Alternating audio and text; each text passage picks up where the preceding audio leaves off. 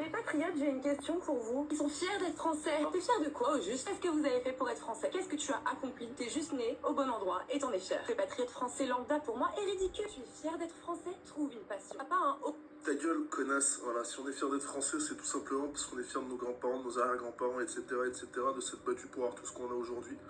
Donc pour eux, tu pourras avoir un minimum de respect. Puis si jamais t'es pas contente d'être française, tu peux toujours aller te faire enculer dans un pays sous-développé où la seule source de revenus, c'est des pousses de manioc.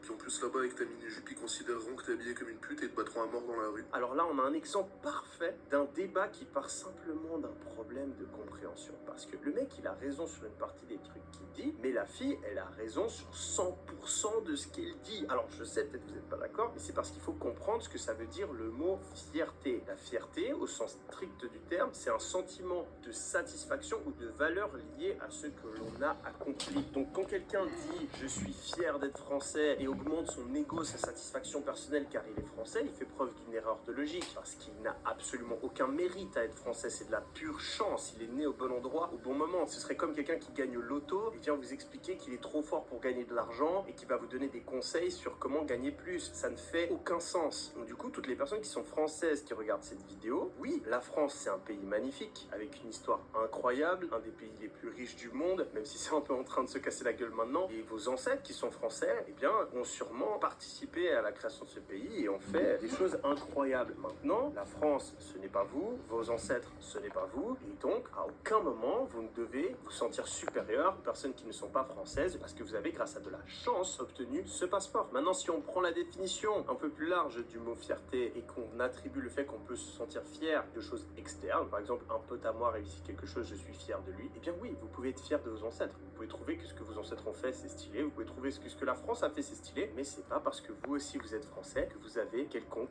mérite par rapport à toutes ces choses-là. Les patriotes. Alors du coup, je suis d'accord avec le mec et Yomi se trompe en fait et il fait une erreur de logique où il connaît pas bien la biologie. Et c'est possible que ce soit un peu les deux. Parce qu'en fait, il dit que c'est pas... Enfin, nous, en gros, on mérite pas d'être fiers de quoi que ce soit et que on a juste eu de la chance de naître et qu'on aurait pu naître ailleurs. Sauf que non, ça marche pas comme un loto, la génétique, en fait. C'est pas comme ça que ça fonctionne.